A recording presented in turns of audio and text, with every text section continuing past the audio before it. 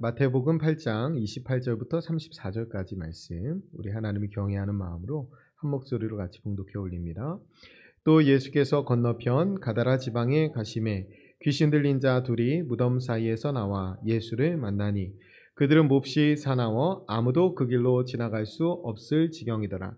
이에 그들이 소리질러 이르되 하나님의 아들이여 우리가 당신과 무슨 상관이 있나이까? 때가 이르기 전에 우리를 괴롭게 하려고 여기 오셨나이까 하더니 마침 멀리서 많은 돼지떼가 먹고 있는지라. 귀신들이 예수께 간구하여 이르되 만일 우리를 쫓아내시려면 돼지떼에 들여보내 주소서 하니 그들에게 가라 하시니 귀신들이 나와서 돼지에게로 들어가는지라. 온 떼가 비탈로 내리다가 바다에 들어가서 물에서 몰사하거늘 치던 자들이 달아나 시내에 들어가 이 모든 일과 귀신 들린 자의 일을 고하니 온 시내가 예수를 만나려고 나가서 보고 그 지방에서 떠나시기를 간구하더라. 아멘. 오늘 한 영혼의 가치라는 제목으로 함께 하나의 말씀 나누도록 하겠습니다.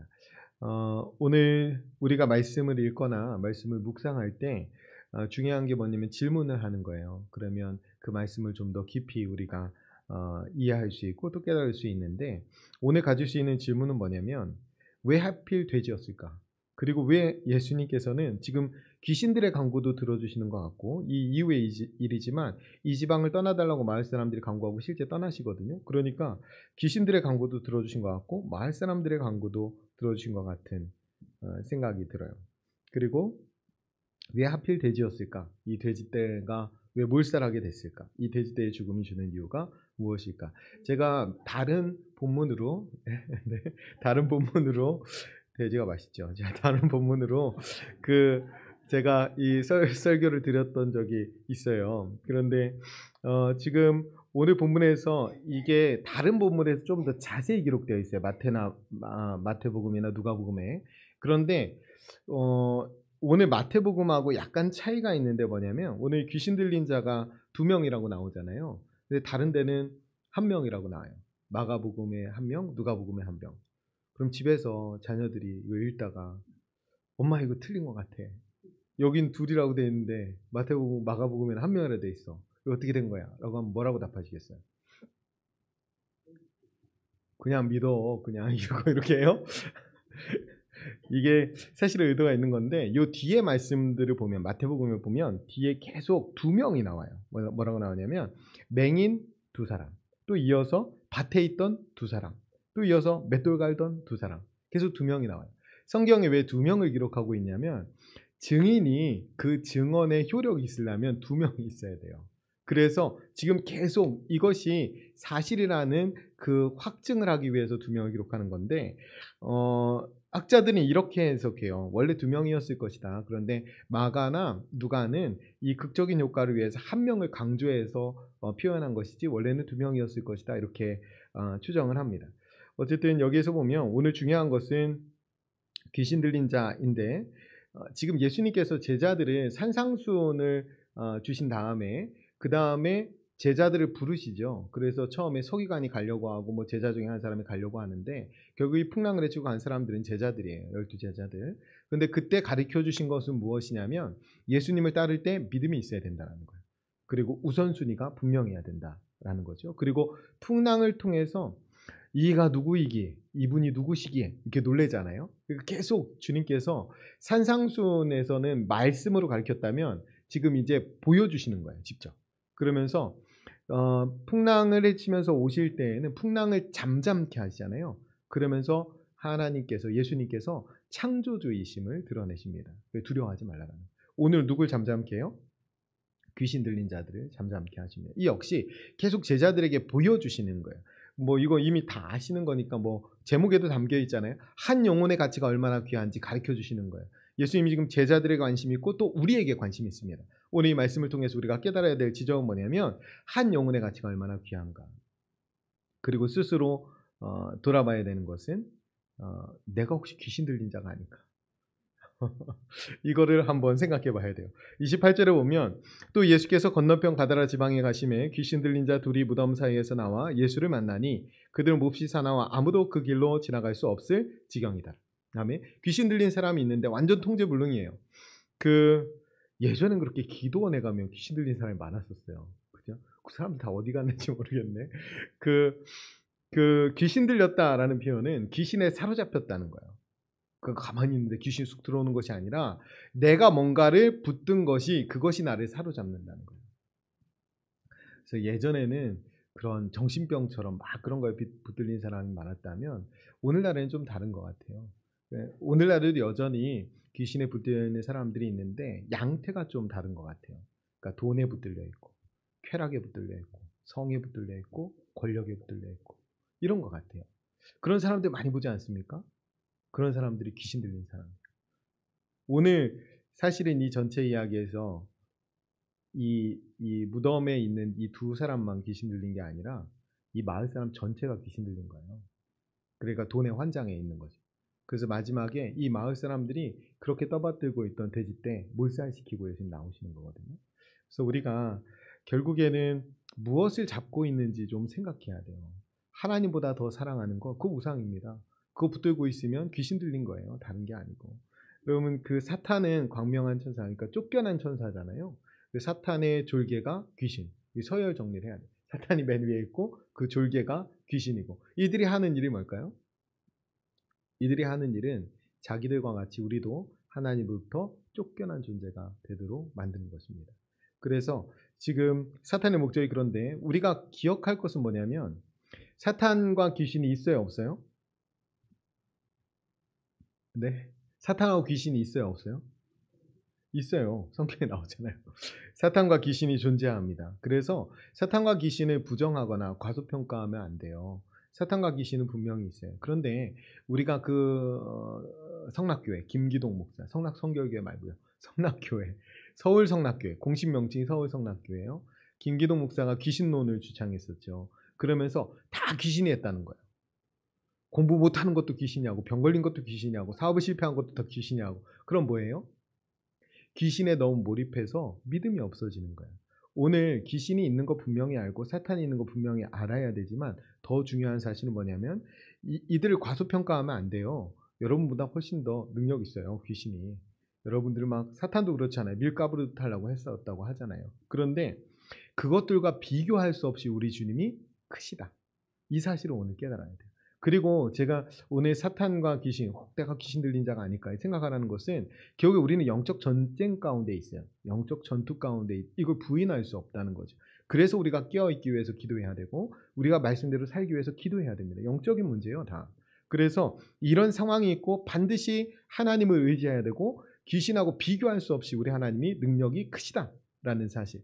오늘 전체 본문에서 예수님이 딱 한마디 하셔요. 뭐라고 하십니까? 다시 읽어야 되나요? 가라. 딱 한마디예요. 가라. 그것이 사실은 이 전체에서 제자들은 또 한마디도 하지 않아요. 보고 있는 거예요. 그런데 예수님 그냥 가라 하면 다 가는 거예요. 끝나는 거예요. 끝장나는 거예요. 그러니까 우리 하나님이 이렇게 강한 분이시라는 사실을 드러내는 거죠. 좀 전에 풍랑을 잠잠케 하셨잖아요. 꾸짖으셔서 이 사람이 누구이기래 하면서 제자들이 두려웠잖아요. 근데 여기에서 이 귀신들 앞에서 귀신들을 사람들 사납게 되어서 사람들이 어떻게 통제할 수 없는 사람인데 지금 그냥 가라 하고 끝났어요. 그러니까 지금 우리에게 계속 가르쳐 주시는 건 뭐냐면 귀신이 대단한 것이 아니라 비교할 수 없이 하나님이 크고 전능하신 분이라는 사실이에요. 우리가 영적 전쟁을 싸워 이기는 방법은 간단합니다. 하나님을 의지하면 돼요. 하나님을 의지. 베드로가 가룟유다와 다르게 왜 그 전투에서 이길 수 있었어요? 베드로가 넘어지고 쓰러졌지만 그가 다시 일어나도록 주님께서 기도해 주셨기 때문에 그래요. 주님의 계획이 다시 다르게 있었죠. 근데 29절에 보면 이에 그들이, 여기 귀신이에요. 이에 그들이 소리질러 이르되 하나님의 아들이여 우리가 당신과 무슨 상관이 있나이까? 때가 이르기 전에 우리를 괴롭게 하려고 여기 오셨나이까? 하더니 이렇게 말합니다. 그래서 귀신들이 하나님의 아들이여 라고 말하잖아요. 지금 예수님의 정체와 신분을 이 귀신들이 귀신같이 알고 있어요. 그래서 여기 하나님의 아들이여 라고 이 앞에 제자들에게 말할 때 인자는 머리 둘 곳이 없다. 그 인자가 하나님의 아들이라는 뜻이에요. 그런데 제자들은 그분이 하나님의 아들인지 제대로 모를 때 이 귀신들은 알고 있어요. 하나님의 아들이라는 거. 그 문제는 뭐냐면 하나님의 아들을 아는 지식은 있었으나 하나님과 관계 맺지 않았다는 거예요. 오히려 하나님께 있는 사람들을 뺏어서 하나님께 쫓겨나도록 만들려는 그 악한 일들을 하고 있다는 거죠. 우리가 하나님에 대한 지식은 있지만 하나님과 연결된 삶을 살지 않잖아요. 그러면은 이 귀신들의 지식보다 나을 게 없어요. 그러니까 매 설교 듣고 하나도 실천하지 않는 거 귀신 들렸을 수 있어요. 농담이에요. 또 목사님 나 귀신 들렸다고 그렇게 하지 마시고 중요한 건 뭐냐면 우리가 하나님의 말씀을 들었습니다. 그 말씀을 사탄은 못 지키게 만들어요. 순종하지 못하게 만들어요. 그런데 이게 습관이 되잖아요. 그러니까 그러면 말씀이 유익거리로 끝나요. 그냥 듣고 좋은 말씀이구나. 그 사람한테 하는 말씀 같으네. 그 사람 들으면 찔리겠네. 이러고 있으면 나를 책망하시는 말씀, 나를 바르게 하는 말씀은 하나도 들을 수가 없어요. 그래서 이것이 습관이 되지 않도록 하는 것이 중요합니다. 하나님의 말씀을 듣고 내가 순종할 것이 무엇인가를 하나라도 듣고 돌아가셔야 돼요. 내가 지킬 것을 듣고 돌아가셔야 됩니다. 여기에서 사탄의 교묘한 음모가 있어요. 뭐냐면 이게 하나님 예수님의 신분을 알고 대단한 고백 같지만 그렇지가 않아요. 여기서 하나님의 아들이여 라고 말하는 것은 지금 이 계시록에 가면 이 마지막 장면이 나오거든요. 이 사탄들이 어떻게 되는지 계시록 20장에 가면 나오는데 제가 한번 읽어드릴게요. 20장 1절부터 3절인데 또 내가 보니 천사가 무저갱이 열쇠와 큰 쇠사슬을 그의 손에 가지고 하늘로부터 내려와서 용을 잡으니 곧 옛 뱀이요 마귀요 사탄이라 잡아서 1000년 동안 결박하여 무저갱에 던져 넣어 잠그고 그 위에 임봉하여 1000년이 차도록 다시는 만국을 미혹하지 못하게 하였는데 그 외에는 반드시 잠깐 노일이라. 아멘. 여기에서 뭐 천년왕국 얘기가 나오는데 그건 뭐 중요하지 않고 중요한 건 뭐냐면 이 뱀이 이 사탄이 무저갱에 던져진다는 거예요. 그 오늘 사실 이 돼지한테 들어가서 물로 던져지는 게 이 무저갱에 들어가는 상징 같은 거거든요. 근데 이때가 아직 되지 않았는데 왜 벌써 오셔가지고 우리 이렇게 괴롭게 하냐는 거예요. 근데 이 말 속에 사탄이 되게 교묘한 것이 있는데 뭐냐면 하나님의 아들이여 이렇게 말하는 것은 당신은 신의 아들인데 굳이 여기까지 내려와서 왜 굳이 이런 일을 하려고 합니까? 이 얘기예요. 똑같은 것을 예수님 앞에 사탄이 와서 3번 시험할 때 하나님의 아들이여든 이렇게 말합니다. 하나님의 아들이면 이거 뛰어내려봐. 하나님의 아들이면 이 돌을 떡으로 바꿔봐. 이 뭐냐면 그럼 하나님이 유명해지실 거 아니에요? 예수님이 그거 하셨으면 막 온 세상이 다 주목받았을 텐데 그렇게 했으면 십자가를 지지 못합니다. 그래서 사탄이 지금 하나님의 아들이여 이렇게 말하는 것은 정말 그분의 신분을 높여드리고 그 앞에 굴복하는 말이 아니라 당신은 하늘에 계신 하느님이신데 왜 굳이 땅에 와서 나를 괴롭게 합니까? 이 얘기예요. 그런데 우리 주님이 땅에 오신 이유는 뭡니까? 인간의 몸을 입고 오셔서 우리의 죄를 대신해서 우리를 건져주기 위해서. 그러니까 사탄이 지금 제일 무서워하는 게 뭘까요? 예수님이 사람의 아들로 오셔서 인간의 죄를 대신해 죽으시는 거예요. 그게 어린 양의 승리거든요. 그러니까 그것이 지금 제일 두려워요. 그래서 예수님이 처음 공생애를 시작할 때 예수님을 향한 사탄의 시험도 하나님의 아들인데 이렇게 하지 말라는 거예요. 하나님의 아들인데 신처럼 드러나라는 거예요. 그런데 예수님은 인간의 모습으로 오셔서 우리와 똑같이 시험을 받으시고 우리의 모든 죄를 대신해서 죽어주셨습니다. 그게 복음이잖아요. 오늘 본문은 이 예수님께서 이 땅에 오셨는데 이 땅에 오신 예수님, 그 예수님께서 처음으로 이방 땅에 들어가서 복음 전하시는 내용이에요. 오늘 내용. 여기가 데가볼리 지역이거든요. 뭐 우리가 오늘 본문에서는 가다라 지방으로 나오고 다른 복음서에서는 거라사 지방으로 나오죠. 이 데가볼리에 10개 정도의 도시가 모여 있었는데 이방 도시예요. 이방 도시. 그런데 여기에는 양돈 사업이 발달했어요. 돼지. 그래서 이 유대인들은 돼지 치는 일을 하지 않습니다. 돼지를 먹지도 않고 쓰지도 않아요. 그런데 이방인들은 돼지를 귀하게 생각해요. 돼지가 이 뭔가 풍요로움을 상징하고 부를 상징하고 또 쾌락을 상징한다고 생각해요. 그래서 이 돼지를 제물로 드려요. 그러니까 그 제물로 드릴 돼지를 누군가 길러야 되잖아요. 이방 땅에서 그거 기르고 있다라는 거예요. 실제로 안티파스가 유대를 침공해서 성전을 점령했을 때 거기에서 돼지로 제사 지냅니다.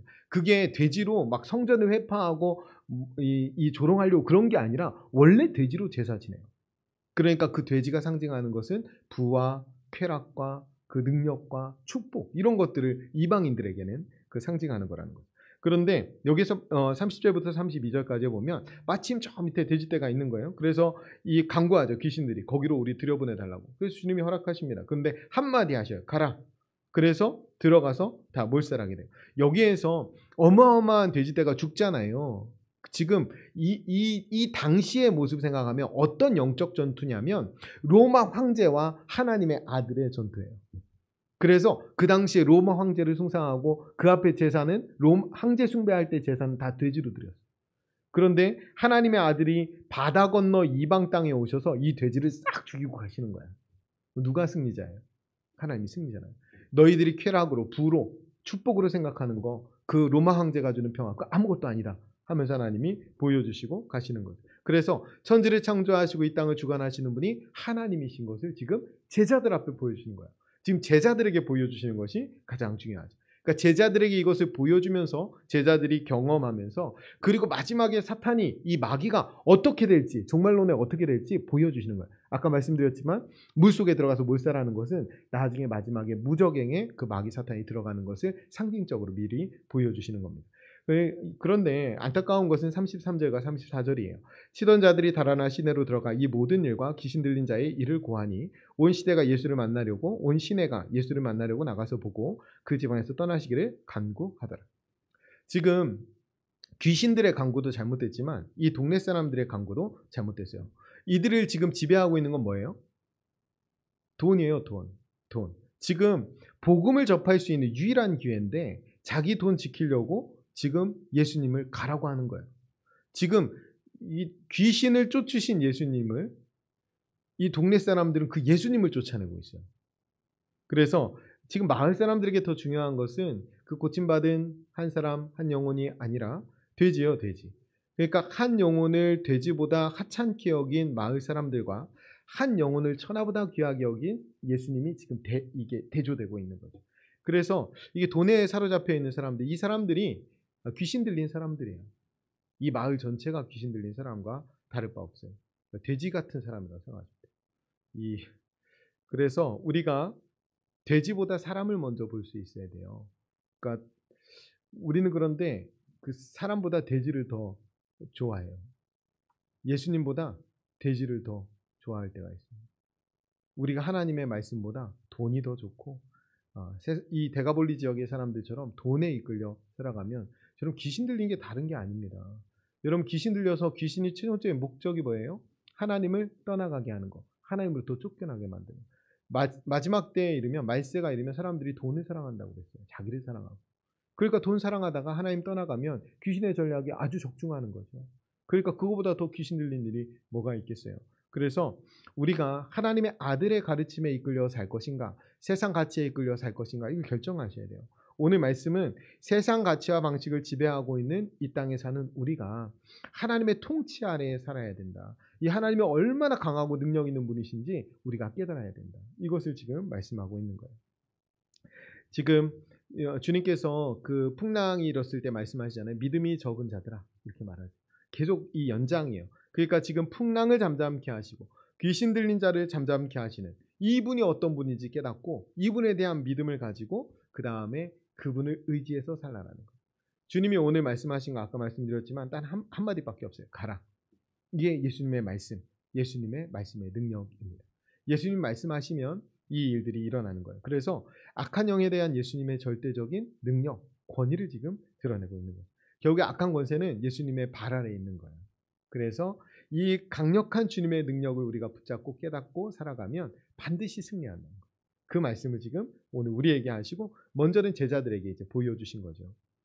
우리에게 영적 전투가 있어요. 하나님과 악한 세상 권세 잡은 자들의 전투가 있다는 거예요.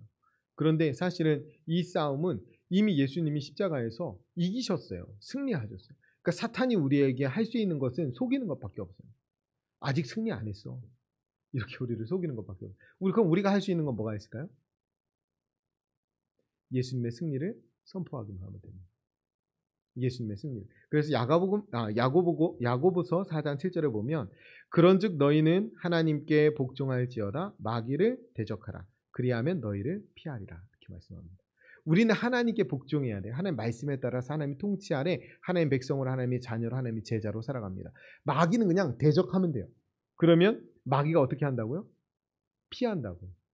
우리가 하나님께 붙어 있으면 풍랑도 잔잔케 하시고 이 귀신 들린 자들도 다 잔잔케 하죠. 모든 피조물이 그의 말씀 앞에 엎드려 굴복할 수밖에 없는 그 하나님 편에 우리가 서서 복종하면서 그들이 공격할 때 그들을 대적하기만 하면 그들이 우리를 피한다는 거예요.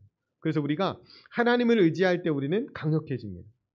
사탄은 이미 패배한 세력들이에요. 그래서 우리가 이 말씀을 보면서 주님의 계획은 데가볼리 지역에 가서 이 영혼을 구원하는 겁니다. 이 계획을 이루시기까지 고난과 역경이 있어요, 없어요? 있어요. 죽을 뻔했어요, 풍랑을 치면서. 그런데 반드시 이루어진다는 거예요. 하나님의 계획은 반드시 이루어집니다. 그게 하나님의 능력이에요. 그래서 하나님의 계획은 반드시 이루어지고 반드시 성취됩니다. 지금 산상수훈의 말씀 다음에 이 마태복음 8장 시작할 때 산에서 내려오시면서 말씀이 시작돼요. 8장 1절에. 그런데 사실 이 산상수훈을 말씀하신 그곳은 산이 아니에요. 산이라고 말하기에는 좀 그런데 언덕처럼 되어 있는 곳이에요. 그러니까 산이 아닌데 마태가 굳이 산에서 내려오셨다고 하거든요. 왜 그러냐면 하나님의 말씀을 모세가 어디서 받아요? 시내산에서 받아요. 그 율법을 누가 완성하러 오셨어요? 예수님이 완성하러 오셨어요. 그 예수님이 산에서 다시 말씀을 주시고 그 말씀을 완성하시는 것을 지금 보여주는 거예요. 그래서 우리는 그 하나님이 이루실 그 성취의 말씀, 산상수훈의 말씀을 붙들고 반드시 이루어진다고 믿고 하나님을 온전히 따라가야 돼요.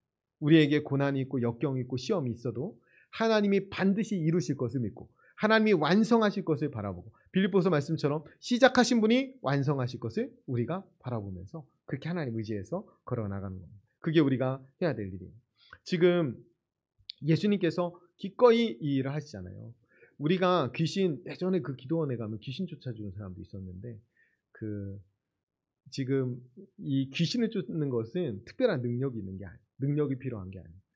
우리가 하나님을 의지하고 예수 이름으로 선포하면 귀신은 떠나가게 돼요.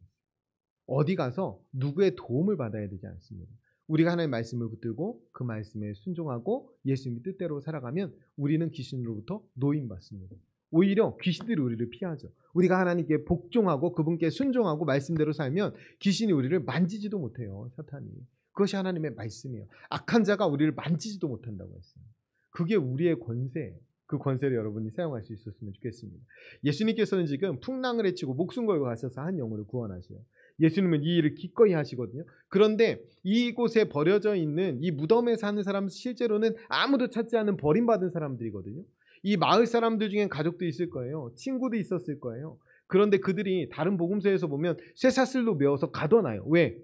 돼지 치는데 방해되기 때문에.